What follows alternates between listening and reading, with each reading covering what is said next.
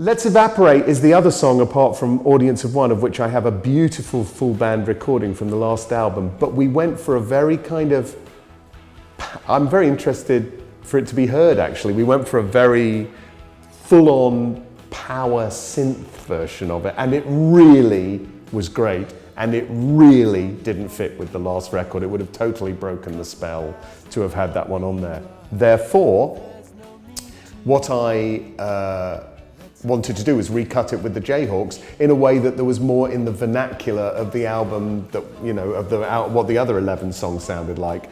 And it was Gary who came up with that doo, doo, doo, doo, doo, as the rhythm part. And I was like, that's the riff. So that when the rhythm became the riff, that pretty much opened it. But it's a song with a lot of stacked vocals, and it's got an interesting structure, partly because the only co-write on the album. And it's co-written with a guy called Chaz Cronk, who's been with the Strawbs since the 70s, I think I'm right. And yes, and I love the Strawbs, they're one of my favorite bands, and I toured with them a few years ago and met Chaz, and he co-wrote a wonderful song amongst many others called I Only Want My Love to Grow in You, that I think was a bit of a hit, probably a single in Canada where they were still riding high. And I was like, oh, maybe he added the poppy bit to that on top of what Dave Cousins normally does with the Strawbs.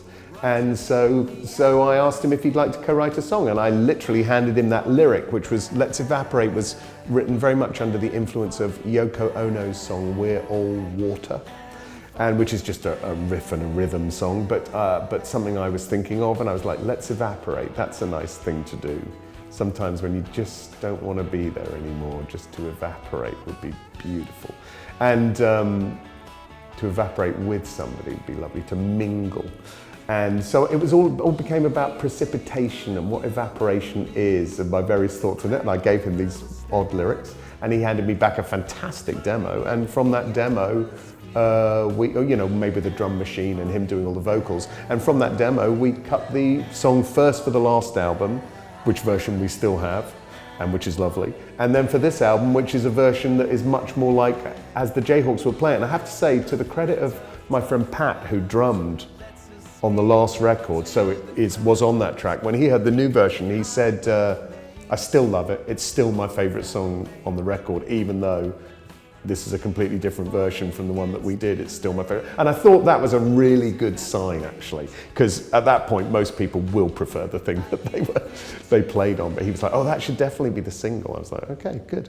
And it seemed a good way to end the album because it has that lovely, almost Neil Young-y kind of outro to it with the guitars and Gary making silly noises on his iPad and on his iPhone and stuff. And so it just seemed a nice way for the album to evaporate as well.